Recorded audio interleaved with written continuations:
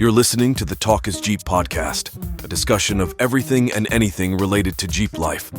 These conversations are recorded live, and the opinions stated here have not been checked for sobriety. Now, here are your hosts, Art Aldrich and Tom Chartrand. Hello, Tom. Hey, Art. Good morning. Welcome to a special episode of Talk is Jeep. We are excited about this one. We are. This is a live podcast this morning. We don't normally do them live streaming. No. Not only are we live this morning on YouTube, but we have a special guest, and I'm going to bring him in now. Our special guest, Tom, is Pearse Umlauf from Jeep Jamboree USA. Oh, I appreciate it. Thanks for having me. Nothing better than a Sunday morning talking about Jeeps. And we appreciate that this is early morning because you're West Coast. And so we appreciate you getting up and got your Jeep swag on, which is awesome. Well, it's funny. I was just out before you guys. There's some, as West Coasters, we're out watching the swells and the waves coming in. So I was out this morning actually with some friends on the beach. Was down there with the Jeep and had to bundle up a little bit. It's actually a little cool this morning. So it's definitely cool up this way as well. Yeah, this is top on weather in the East Coast. Yeah. It's cool for California. I grew up in Massachusetts where 30 below zero is where I grew up plowing driveways as a kid in the dead of winter. I understood what it was like to have you couldn't feel your toes. Right. So my dad's like, look, you're going to go out and you're going to plow all the neighbors' driveways. And at that time we had a back blade to a tractor. And you learned how to drive in reverse really, really good at a young age. So. Well, I'm hoping to get out on the beach today once we hit noontime or so. I live in Hyannis, Mass, and we love heading down to Nauset Beach and taking a drive. My wife always reminds me when it comes Jeep Jamboree time that this Jeep is really a beach Jeep and not a trail Jeep, and treated as such. Yeah, I think you might need two different Jeeps for that, so. Exactly. I keep telling him that, and he doesn't listen. We've been on many Jeep Jamborees ourselves. This sort of podcast and trying to get you on really started when we were looking at the new offerings for 2024, the Siganture trips. But even before I get into that, because I started doing a little research, and I want to just hear what's your origin story? Like, how did you get to be maybe the best job in Jeeping, I think? How did you get to be president and CEO of Jeep Jamboree USA?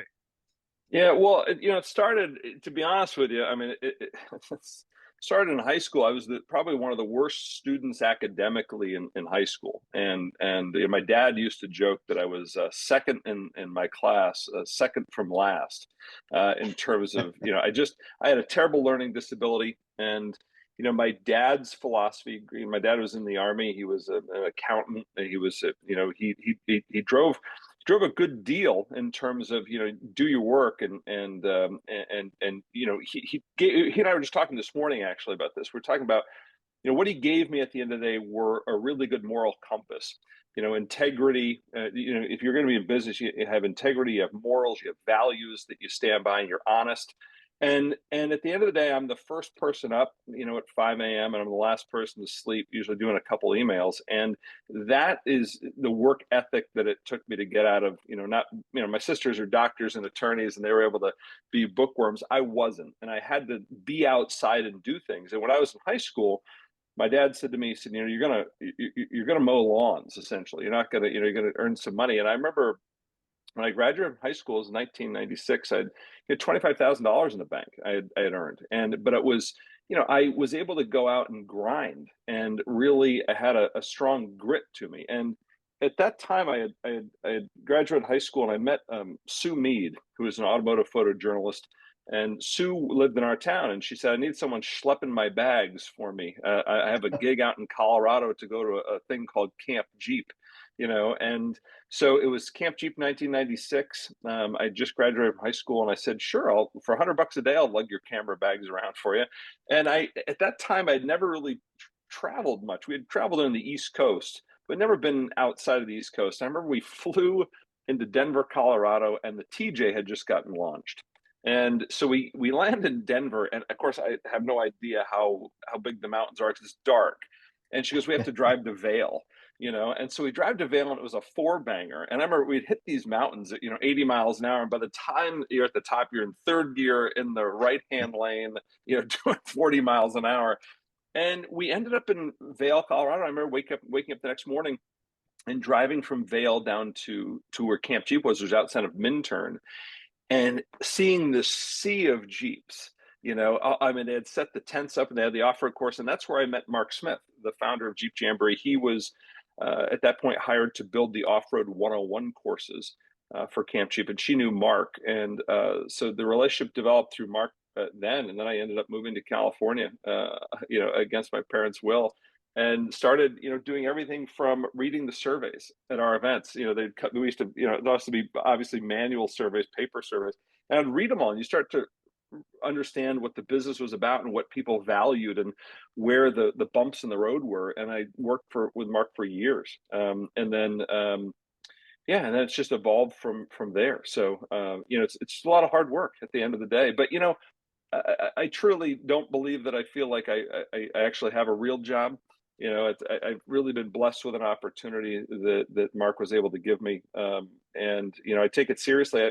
Before Mark passed away, I said, I promise to continue your legacy. And that's every day and every year we look at this and say, I said, would Mark be proud of where we are today? And I truly believe he would, with the expansion of the program and how the program has gone. But he was a great guy, and he was a visionary for what he did. And I just hope that at the end of the day, I'm a good steward of what he created, and that's pretty much how I guide myself on a daily and weekly and yearly basis. I will also just mention, because we had a little audio blip in the beginning, everyone should be getting audio on the stream. If you do have questions, you can type them into the comments. We'll get to them as we can, but we have got a whole bunch ourselves about some of these new things in Jeep Jamboree land. So what is really, why the signature trips? Like, why expand this into international? The Jeep brand has been pushing international expansion for years. I think that we've had this amazing good fortune to have the Jeep brand part of our lifestyle for many years here in the United States, and a lot of the international markets don't really get it. I remember years ago, Jim Morrison came to me, who's the current president of Jeep North America, and he said, we have a group from India coming over to Moab, and would you take them out on a more challenging trail, because they don't quite understand the concept of what we're doing, And I think it's very hard to verbalize to people the things that we want to do, and what that builds is the culture. So, the background of these signature trips is we have a lot of clientele who had gone to Moab a dozen times, or been to Rubicon, been to Uray, have been all over the country. And they're also looking for other areas and other avenues to kind of have a different story to tell. And so we were approached by Thomas Brohl, who runs Jeep Experience in Germany. He approached me. We kind of connected back in 2018, 2019, right before COVID hit. And we were discussing these trips, and we were hoping to do a trip in 2020 to Iceland. And it just didn't work with the pandemic and the shutdown of everything. So we stayed in touch. Markets obviously started opening back up, and what Thomas was able to provide for us was vehicles, which is a logistical challenge. If you say to people, we're going to ship your vehicles over, the cost of the trip just goes through the roof. Right. And plus, you're without your vehicle for weeks. By the time we get it to a staging area, ship it over, make sure it gets there on time, gives us enough lag time just to ensure if there's any delays, and then you got to get it back. So he was able to provide the logistical challenge for us, which was, we'll supply vehicles for you. And then we piloted 2 trips last year. We have a small group of what we call platinum members every year, and we invited them to come and join the trip. They did. They had a great time. And, it's kind of exploratory when you're doing this stuff. You don't quite know how long the days are going to be, where you're going to eat, what the meals are going to be. So they were definitely the guinea pigs for the trip. And Thomas said, I have some of the largest networks of people around the world, and I think we can expand this. And we saw the interest here with people in the United States wanting to go, but definitely there's more interest as Jeep expands the brand globally to have these platforms in other countries. And so it just seemed to work out, but it wasn't without a lot of headache getting to where we are today. I'm certain there's some exciting trips, on deck, which is just unreal. I'm just curious. Did you actually get to a point where you priced out what it would cost a participant to ship a Jeep out to? We did years ago. We were looking to do a trip in Africa, and the challenge was costly then. But there's a multitude of factors, not only a cost aspect of this, but when you look at, you're also in possession of somebody's vehicle, and you become very responsible for that individual. So, there were some options that weren't egregiously expensive to ship vehicles over, but then the problem becomes if something happens to those outside of while they're in your care, it becomes a real problem. And so other countries aren't as litigious as we are. So we go over to Iceland, and consumers are really responsible for the first $1,000 of damage. That's it. So you can be off-roading and have some problematic areas, but the reality is if you have an accident with that vehicle, you're only responsible for $1,000, and then their insurance really picks up the rest. So it became logically, responsible to do it this way that protected not only us as an organization, but the consumer at the end of the day, because it's like, it's their vehicles, something happens, you're only on the hook for XYZ. And, we see our consumers at the end of the day want to go to these events, fly into Iceland, and then have the experience, but then be able to go, you know what, I'm going home. And they don't have to worry about shipping their vehicle back, and does it get stuck at a port back in the United States for inspection, and do they have some mud on their tires that they were on a farm somewhere, and now their vehicle's being held for a little while before it goes through a bio check. So there's a lot of pieces that went into this, not just cost. Yeah, understood. That makes a lot of sense. It really I mean, does. Yeah. how would you obviously we've attended regular Jeep Jamborees. How would you differentiate these trips? Because they're definitely different from what I've read than a regular Jamboree. So how would you explain the difference between a signature trip and a regular Jeep Jamboree?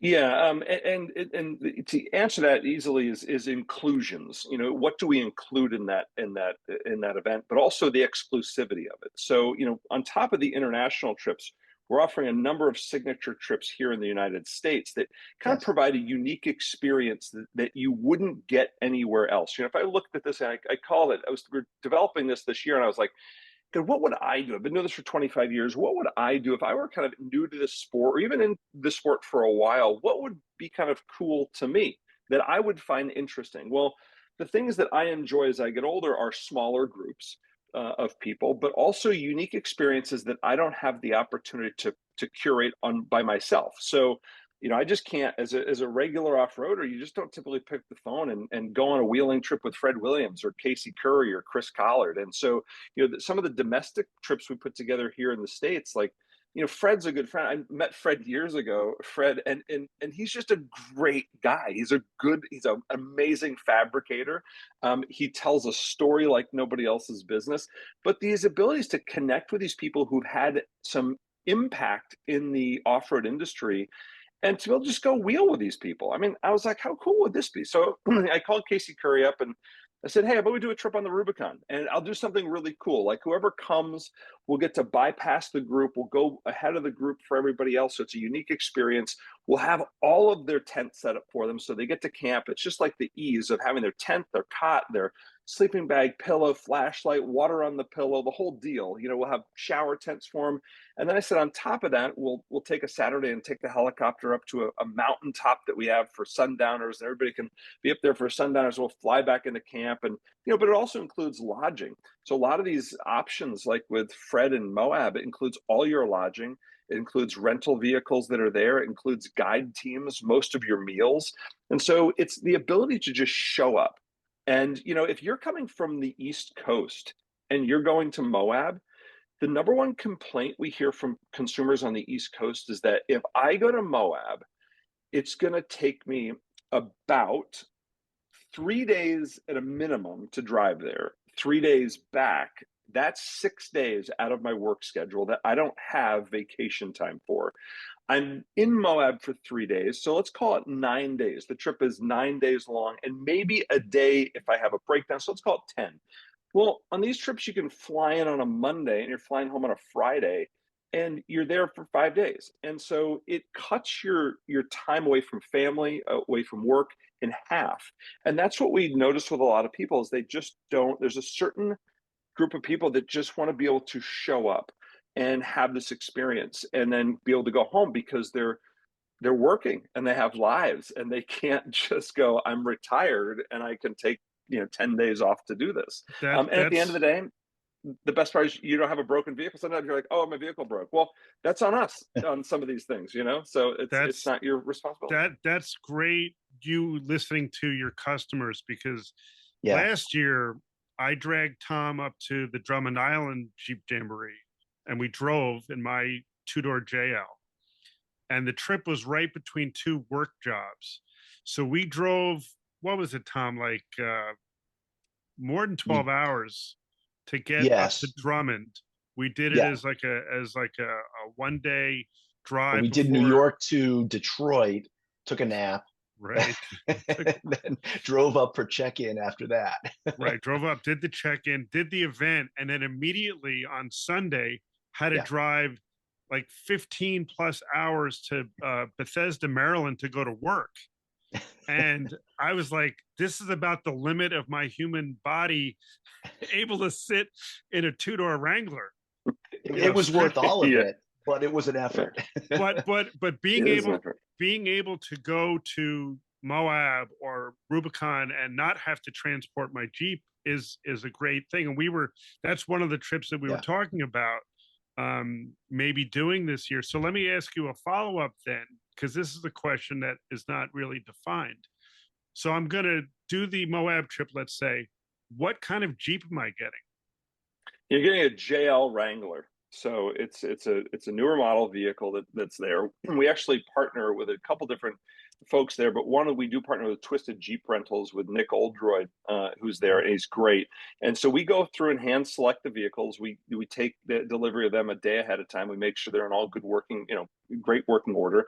Make sure, Nick makes sure they have great tires on them, and we decal them up a little bit. So, we do our own thing with these vehicles. We also stock the vehicles with things, in the morning, like a cooler, and it has, waters and Gatorades and sodas. And then we have a snack box in each vehicle that, because one of the things, if you Jeep a lot, that it's, for some reason, it's like I eat all the time. It's like, I don't know why I'm hungry doing absolutely nothing, but it sitting seems on to your be the butt thing. and So, driving. yeah, so I don't know what it is, but I need that jerky or some trail mix or whatever. So we make sure the vehicles are stocked with things like sunblock and bug spray and all that stuff. So we take the vehicles, so that those are the vehicles that you get. You can also bring your own vehicle to the Moab Odyssey, and we actually give you a discount. It's a $1,200 discount if you show up with your own vehicle. So you can bring your own vehicle if it's something you want to do and still get that experience. We try to make it, but like you said, for many people around the country, some of these destinations are just inaccessible because of where they are and in the inconvenience of getting there. And so the hope is that this provides an opportunity for people to, if they have that on their bucket list. I always wanted to go to Moab, but I just can't make it happen. And I don't know how to make it happen. Last year, a couple of years ago, we introduced what was called the Moab Expedition and the Rubicon Expedition, which were privately guided trips where we limited the group to like 8 or 10 vehicles. And people are like, I want to come. I just don't know how to do it. I don't know how to do Hell's Revenge or run Hell's Gate and do it safely. And so we don't know the guides out there, but here's Jeep Jamboree. They've been in the business now 70 years. We trust them. So we'll go with them. And what I love at the end of the day is when we get to these groups together and they go on the trails, and at the end of the day or the end of the event, when people come back and they've had a great time, it is honestly what we do this for.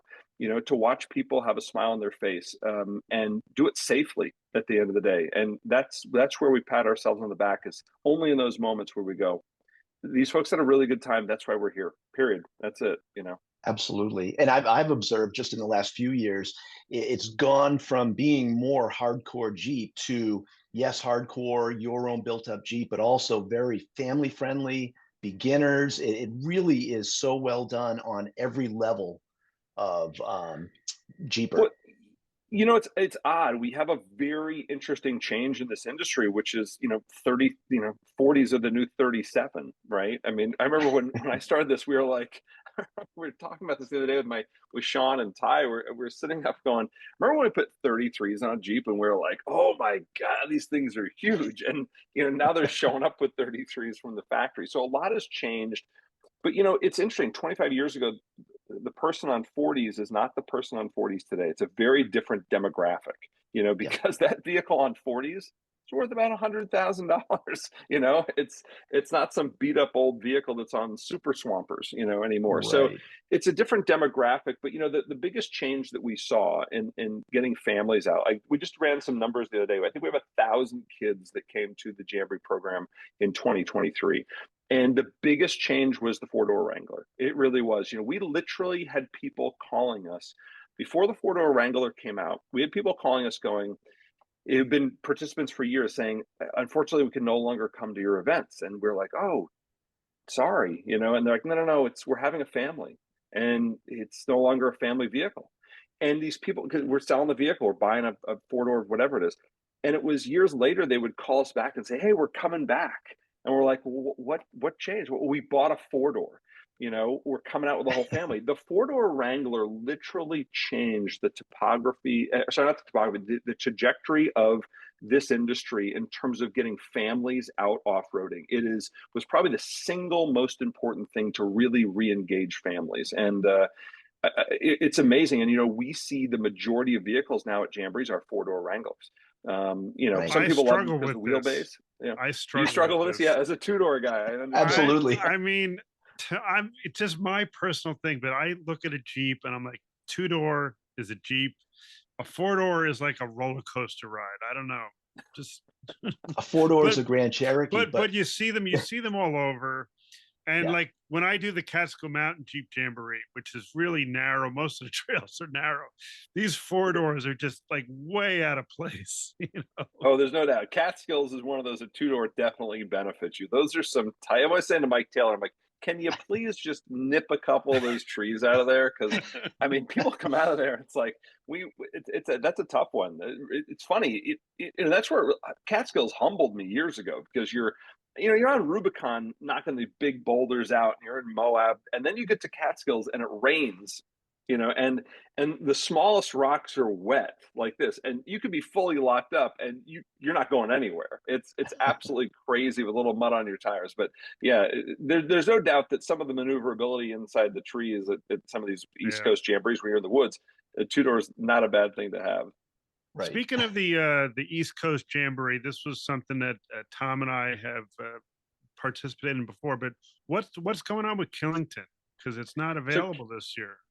Yeah, Killington's a tough one. With the rains that you guys had last year on the East Coast, it devastated a lot of the trails out on Killington. But more importantly, it was the county roads leading up to the trails that the county just literally said, we don't know when they're going to open again.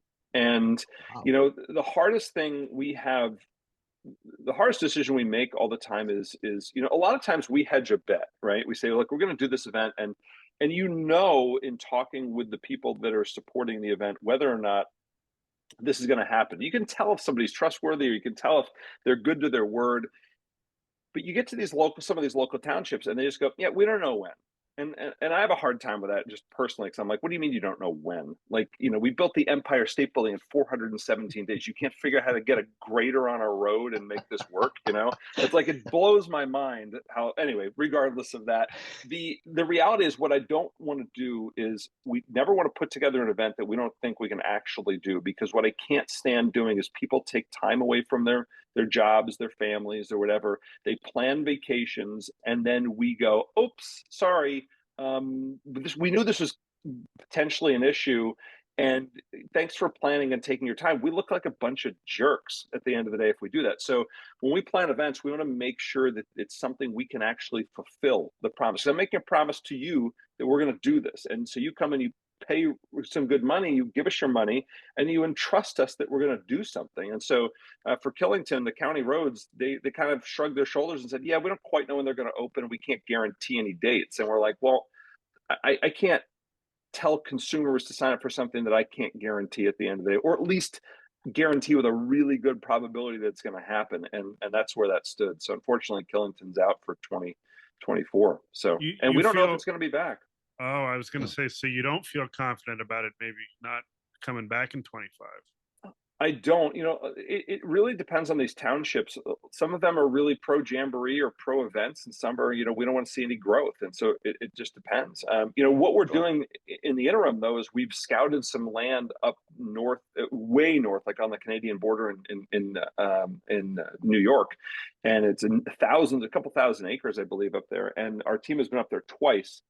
Including some of the Killington trail guides, and they so far the team has given me a thumbs up that for 2025 this is going to be a great location. So we're already in the works to see what we could do to put together, because the East Coast, what I love about events on the East Coast, and I grew up there, is they don't have access to wheeling like we do out in the West. We go out West, we're like, I'm going to go to Arizona or Nevada or California. There's millions of acres of land that we can go wheel on. Back East, that isn't the case. So when we get to do these events on private land, it opens up areas for people to actually see what their vehicle is capable of doing, and they can, so it's important to us. So we're obviously continuing to invest in that area, and hopefully we'll have a really cool offering there in 2025.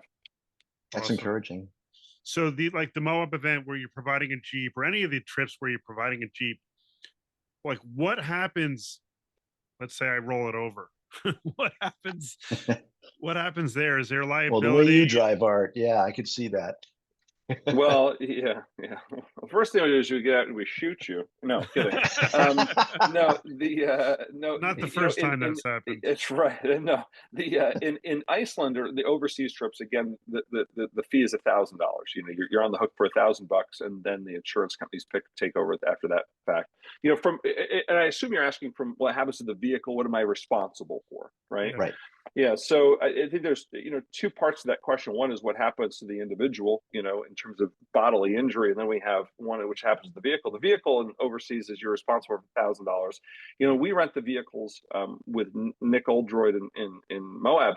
We actually take out additional insurance policies on those vehicles as well, and then we add them to our insurance policies for the period of time of the events as well. So we make sure we try to insure ourselves through the teeth should something happen. We also recognize, as most people do, and Nick understands, there's certain little damages to vehicles that are just necessary or inherent to what we're doing. So a scuff on the wheel, a scratch on the bumper.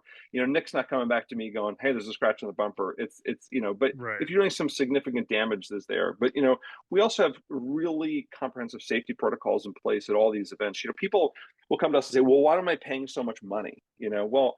Well, we're doing it in our insurance is not cheap. I think we're paying close to $250,000 a year in insurance just to protect our guides in the field around the country. If something happens and they get sued, but we also have overseas. We for the overseas trips, we actually are getting a separate policy, which actually it covers emergency evacuation insurance for a lot of consumers, because you're in the middle of nowhere. We need to know what these policies are. We need to know what's included for these folks, so we can get them out of an area that's more remote. But our teams in many areas, like in Moab, will carry satellite phones with them, and to make sure we know the protocols to call the Grand County, search and rescue, and how do we do that? So it's not like people always used to judge us many years ago, saying, "Well, I can go out and rent a guide."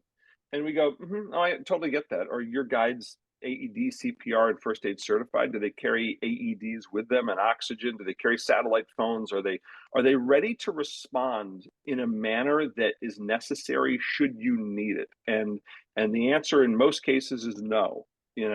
And so we take a lot of pride in ensuring that our consumers are as safe as they can be. People always ask me, "Well, how do you judge a good event?" And I say, "We didn't kill or injure anybody." And that's the truth of the matter, is that's how we judge it first off. And then did you have a good time? Because we probably see 20, 25 rollovers a year with 13,000 consumers coming through the programs, this and the Academy program every year. And, they're serious and we take them seriously. And it's always a concern of ours at the end of the day. And we want to make sure people are safe. And so, that comes with some extra regulations, unfortunately, and some extra costs that are involved in that, trainings, et cetera. But the hope is that people have a level of comfort when they come out with us, knowing that they're taken care of. One other thing in that vein is there a different vetting process for some of these events where people are coming in and renting a Jeep from you or having someone else's Jeep that may not have experience in a Wrangler or on trails? It's good question. It's probably the biggest challenge we have. Years ago, we would have what we call the vehicle evaluation form. So you'd show up Right. and we'd say, "Oh, look, Tom's vehicle, he can go on whatever trail he wants." And then we recognize that, you just bought the vehicle from somebody else. Right. And, while the vehicle is fully capable of it, the driver isn't. So, what we've created over the years and how we've adapted that is, you kind of have an evaluation of the vehicle, but there's also what's called a participant profile. And it's, if you show up and you have 39-inch tires and we say, "How many trips have you been on, Tom?" And you say, "Well, this is my first one." All right. Well, the instruction to the guides is, let's take them down a notch, because, Yeah.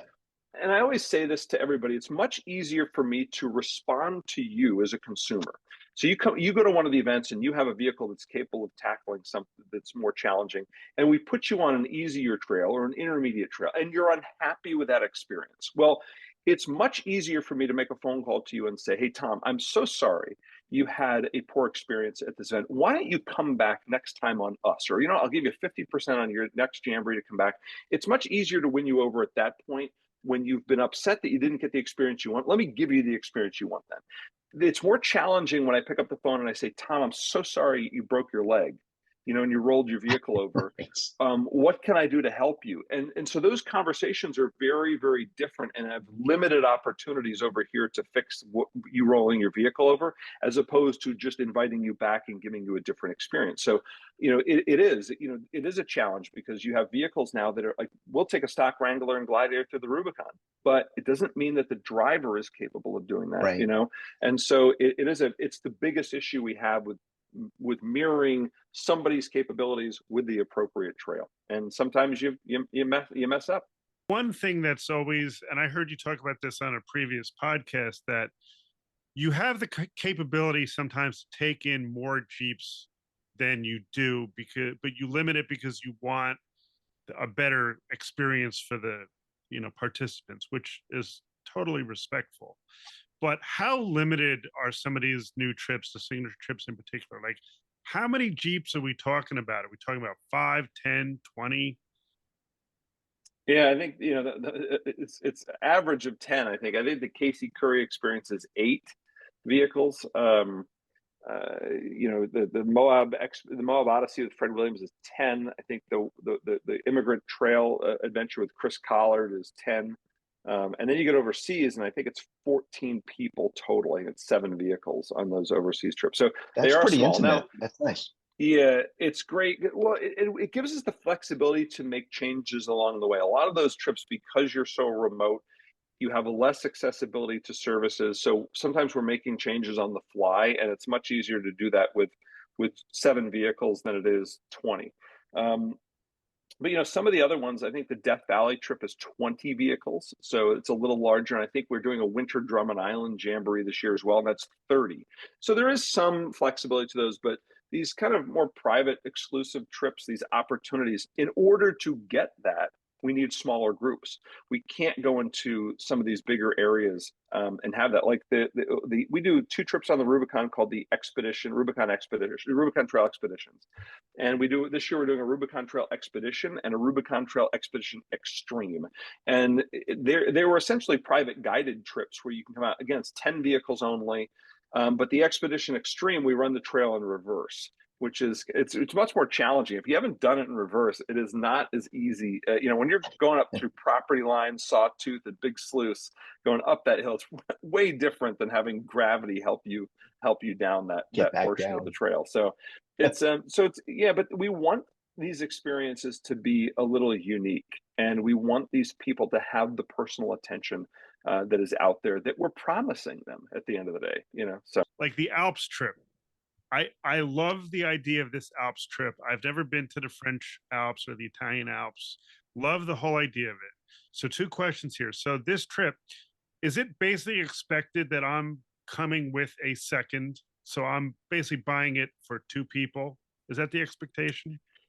yeah, it is. Unfortunately, a lot of the overseas trips were limited on where we can stay for the size of the group and how many people we can put in the vehicles. And so, we've had a couple people reach out to us and say, we want to bring our child with us. And so we've had to work out some unique. We'll kind of customize that for people who want that. But the reality is, when you're going over these trips, you're sharing a room. And particularly in Iceland, we're in some of these remote areas where we are taking all of the rooms they have in these little inns. And so if you and Tom are going together, you're sharing a room. We can have the beds split, as most European hotels can do, but there's not a lot of options for single supplements out there. So, and how we price the trip, our vendors over there are coming to us saying, look, for us to run 7 vehicles and have a staff and everything we're doing, it's XYZ, here's the price. And we have to break that up amongst, we have to say, well, we have 7 vehicles. How are we going to break this up per person? Unfortunately, at the end of the day, it's simple math. Trip's going to cost you $100,000. How many? You have 14 people. Right. This is what it's going to be per person. And the other thing is, I don't know about you guys, you offer it enough, but I don't want to go to Iceland and sit in the back seat. I at least want to be in the front. So we kind of make it 2 people per Jeep as well, is how we like it. And the trips we experienced last year with our Platinum Club members, they loved it because you had 5 days of just driving everywhere. And so people could switch off and on from driver to passenger, but you're not summoned to the back seat, which is, to me, is not the experience I want, or exactly. I want to give somebody. I mean, if ultimately, if somebody came to me at the end of the day and said, I'll pay whatever, we can make that work. But we design the trips for the best experience for the consumer. Specifically about the Alps trip, is that you're not driving a Wrangler. They're split. Yeah, you have. I think in the Alps you're half Wrangler, half Trailhawk Compass, and the group will split. So every day, because it's 4 and 4, I think of 4 Wranglers and 4 Compasses. Okay. It's accessibility to vehicles. So you'll have one day you're in a Compass and one day you're in a Wrangler, and they'll switch off and on. So you'll actually exchange vehicles. So yeah, we wouldn't want to stick somebody to that. But I have to be honest with you, the trails and a lot of these areas we're going to, and particularly in the Alps, it's not hard off-roading. It's more of a journey through the Alps. A lot of these roads were old World War II roads, and so they've been maintained also by the local authorities very well. They're groomed roads, so you're getting the opportunity to drive in areas that most people don't get to drive. However, they're not technically challenging. Okay. Even Iceland, not technically challenging, but when you do the ones in the winter, and we drive over some of the glaciers, they're running 37 and 40-inch tires. So we do require the Wranglers for the Iceland trips up there. But even the Azores, I think it's a mix of vehicles that are over there. People have the opportunity to exchange the vehicles. We will make it mandatory that when they get there, and before they go, they understand exactly what is in store for them and how they'll be kind of exchanging, Wrangler one day, Compass the next. And I have to be honest with you, if you've ever wheeled in a Compass, it's pretty cool. Particularly when you're on roads like that, it's a little more comfortable at the end of the day. But we were able to launch the Compass for Jeep in an off-road environment and do some pretty crazy things with it. And it's a fun little vehicle to drive. And particularly in Europe, when you're on some roads that are smaller, if anybody's traveled to Europe before, the smaller vehicles are definitely what they use to get around with. Wrangler's a big vehicle for them over there. So that's true. I know that in most of the Jeep Jamborees, you're behind the wheel most of the day. The Siganture trips, it seems that's not exactly the itinerary. Well, you're behind the wheel most of the day on all these trips. You're going to be behind the wheel.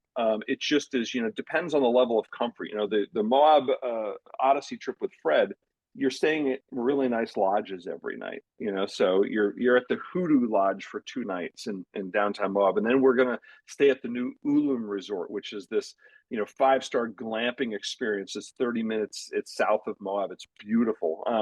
And then you come back to Ulum on the last night. So So you're still behind the wheel the majority of the day. You know, we took these again. We want to take into some cultural aspects a little bit, right? So when you come to Moab and you're wheeling with Fred, the whole idea is, you know, Fred's like, he sent me a note the other day when I posted something on Instagram about having coffee with Fred. And he's like, let's not forget about square donuts as well. Like this is, let's, you know, so the whole experience is we want to bring them to Moab who people haven't been there and show them what Moab is about. It's just not the off-roading. It's also about the community of people, the community of Jeep people, community about off-road community. You want to go to Moab. So, you know, we're having dinner in town. You're going to the Moab garage for breakfast in the morning.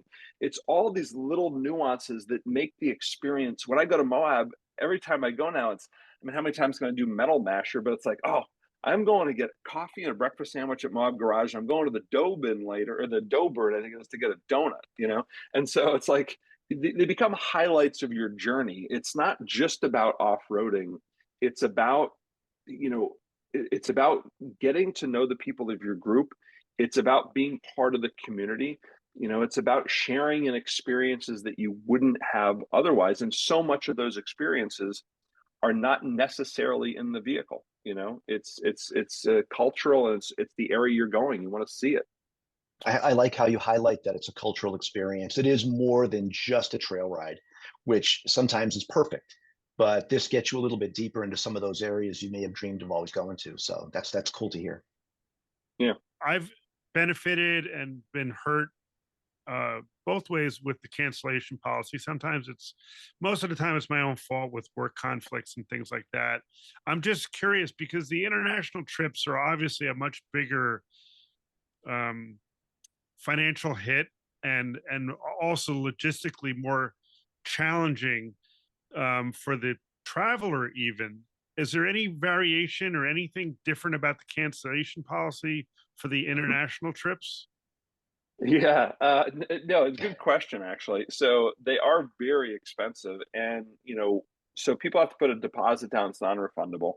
Now, what we're telling people, and this is, we did this last year actually, is that we're saying, look, when you commit to this trip, we're committing on your behalf as well. So we're on the hook as well. This is a, you know, if you're telling me that you're going, and you know, it's funny, people ask us all the time. Some people get mad about our cancellation policy, and I'm like, here's the problem.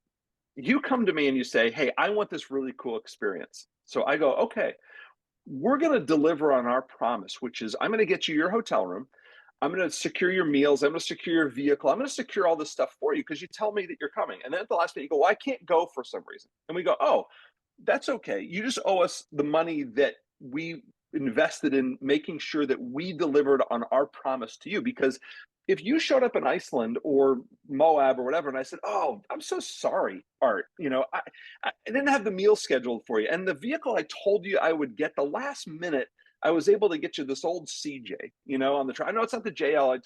You are saying to me, look, I want this experience that you are advertising. And in order for me to give you that experience, I have to invest the money ahead of time, many times before we collect the fee from you, to ensure that we procure those deliverables, you know, and then when you cancel, like, I'm on the hook. I already told these vendors that we're coming, you know.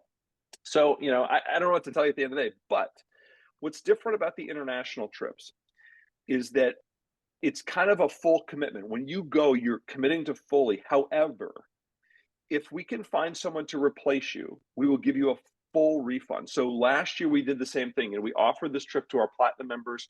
We had 18 people on a wait list to go on the trip, and we had 2 platinum members very close to the date. One gentleman had a health issue that he was diagnosed with, and somebody else couldn't go. We found a replacement for them, and we gave them 100% of their money back. So the commitment we're trying to make, because we're not in the business to take your money just for shits and giggles at the end of the day. It's not what we're trying to do, but we are trying to deliver on the promise that you are entrusting us to ensure we deliver on at the end of the day. And unfortunately, that costs money to commit to it, and it's a risk that everybody takes. However, the last thing I want to do is have somebody be out $20,000 to go to Iceland and not go and then waste that money. So we will do everything in our power possible to get that money back, whether it's we get it through the vendors, but the goal is this year that we will call everybody who sign up early and say, look, when you make that second commitment, you're in, you know. So there's no gray area in what we're asking of them. So when they have to cancel, they understand the risks, but then we will try to ensure we fill their spot. And if we can fill their spot, or if they can fill the spot for themselves, I got a buddy who wants to go. I don't care how you do it. We'll give you all your money back if we can fill that spot for you. And so that's the hope at the end of the day with the signature trips. So it's still reasonable, like that if you're on a wait list, I mean, it's conceivable you could get a call at the last minute, though that would be a little hairy, but it's conceivable Yeah. that could happen. Oh, we call people, we always tell people get on the wait lists. It's we'll clear wait lists sometimes. I mean, I've had a wait list before there's 200 people on them and the guy at the bottom makes it because everybody else has plans, Wow. and he's Yeah. on the wait list. He's like, oh, I can't believe Well, I got in. That's So how I got into my first jamboree. It was 2019. I had tried to get into Killington, couldn't get in, waitlisted. And like the week before, I get a call saying, hey, not a call, but an email saying, hey, there's a spot open. And I was able to jump in and get it. I wasn't really prepared. My Jeep was stock at that point, and it survived. And that was like, then I was addicted to It was a good trial Jamboree. run. that's good. Yeah. No, we do we try our best to look, people have changes all the time, but it is, being in we are in the travel industry, essentially. People were procuring travel for that. And it's crazy though. It's, unfortunately you also see the backside of that, which is how many people are disingenuous with the reason why they need to cancel, either they don't want to go or whatever it is. Right. It was amazing how many people died every week. We'd get these, oh, my so-and-so died. And so we finally said, that's fine. Just give us a death certificate. And Right. that went down to about a tenth of what was actually happening. So, we try to be very understanding to people, but we're going out of our way to ensure, like I said, that we're providing an experience to you. You're coming to us saying, we want this experience. We're saying, okay, we're going to deliver on our promise. And in order to do that means we invest a lot of time and a lot of energy into this. And then when you can't go, sometimes we're on the hook for those costs. It's not that we're just sitting there going, oh God, Tom didn't come. Boy, let me count that money. It's like, I'm sorry, that money's out the door. Half Yeah. the time For I feel like sure. Yeah. Western Union, the money goes by us. And if we're lucky, if we get a buck, it goes right to the vendor. So I was also just thinking back. We're talking about the Moab because I really want to do the Moab trip Mm. myself. But you said I think it was 10 vehicles. But is that 10 plus some people if they want to bring their own, or is it 10 total? 10 total. So even if you want to bring 10 your participants. Yeah, if you want to bring your own, it's part of the count. So it's 10 own, total vehicles. That's it. Yeah, we want to keep it really. Again, I want the experience for people to have where they get to hang with Fred, and we'll have a really great guide team there. So Fred's Fred's kind of the host, right? And then we have a guide team from our office, our office in Georgetown. We'll drive out with support vehicles. We'll have all the support guys. Some of the top guides in the country will be there, and for us, what makes a good guide is not just somebody who can bring you up an obstacle and do it safely, but they also engage really well with the consumers. So by the end of the experience, you feel like you're all friends, and these are guides that can communicate well, they can joke well, because part of the whole thing is when you're off road, it's all about the banter at the end of the day, On the it's two-way. Yeah. yeah. And Tom runs into a rock, and the whole next week we're joking him about the rock. He gets a Oh, rock sitting in his. did you see that one? He He did did hit see that that, I rock. guess. Yeah, I Can I didn't send you see the that, bill but for my tie rod? Yeah. yeah, right. No, but that's what it's about. And then every morning someone comes out and there's a rock sitting on their Jeep or whatever. It's like, but it's that fun banter that happens. We always say to people that they come to jamborees thinking that they're coming for an off-roading experience, and they do, but it's not why they come back. It's the reason why they come back is they've met other people, they've developed relationships, and they have fun on these trails. And yes, it's a bit of conquering and doing things that you wouldn't normally do, but for me, the experience has always been about, I'm going to go and see, Ty and Sean and, and Jim and all these, and we're going to go hang out, have a really great time for 2 days, getting to areas that people typically don't get to go to.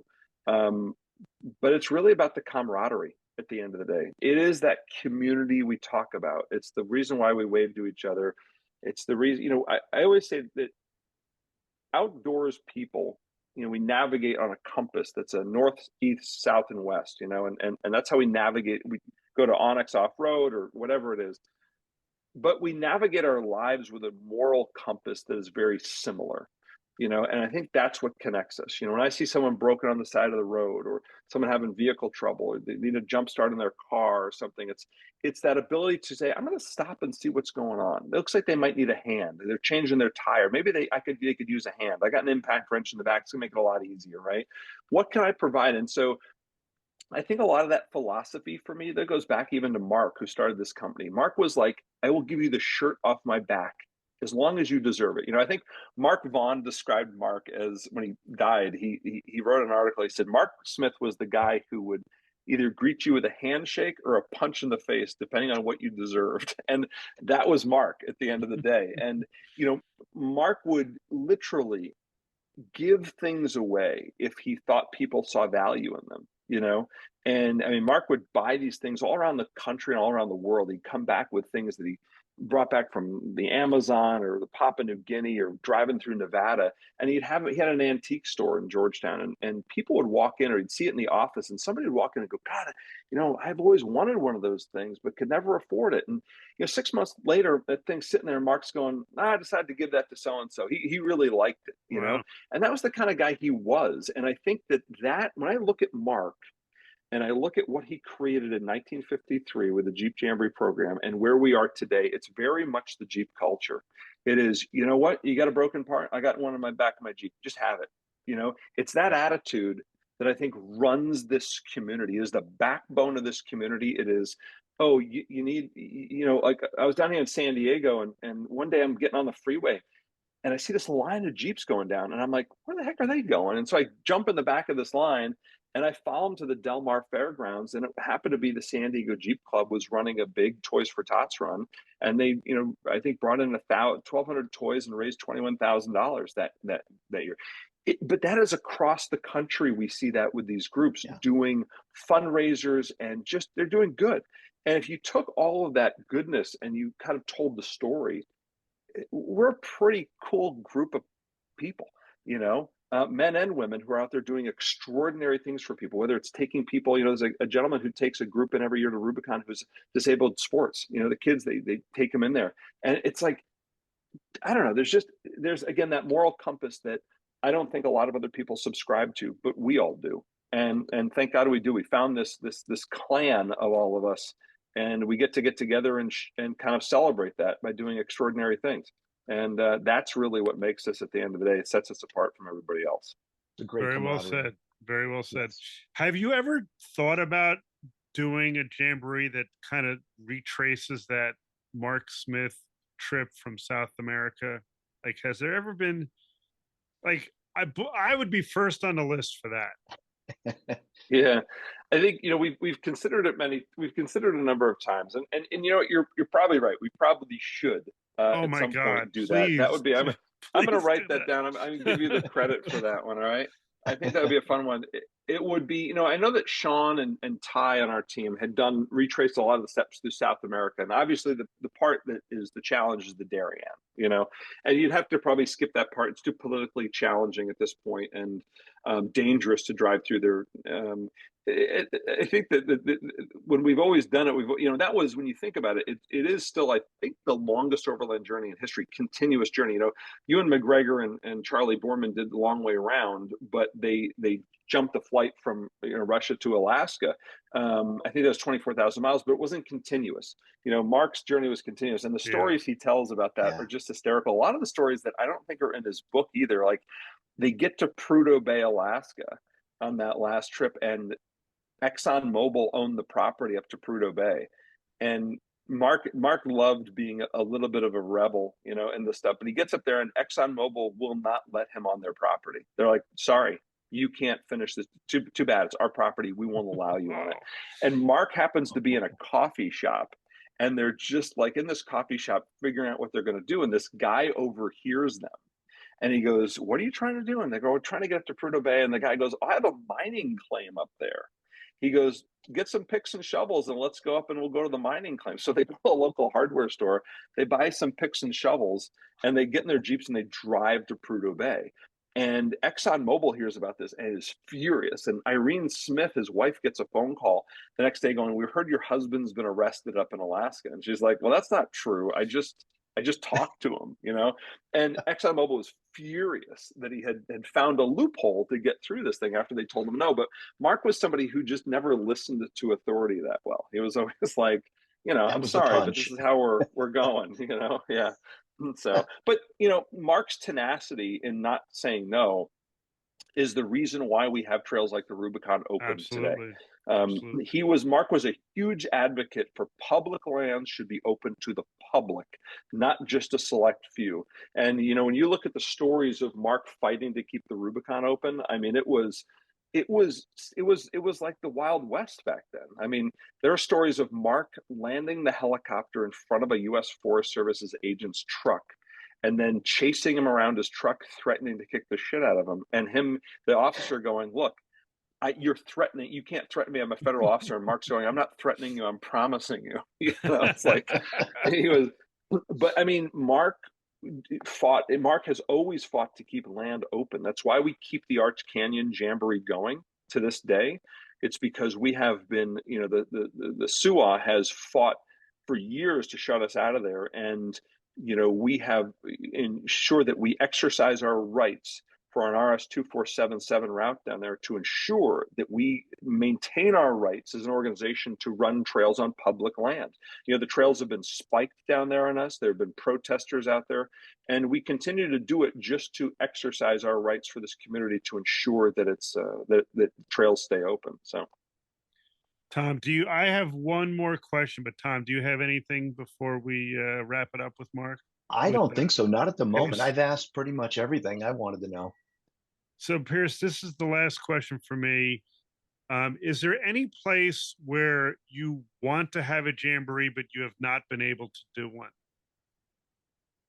That's a good question. I can tell you that where I would like to bring one back is Massachusetts. If we could bring it back, we used to have an old jamboree there called the Mohawk Trail Jeep Jamboree.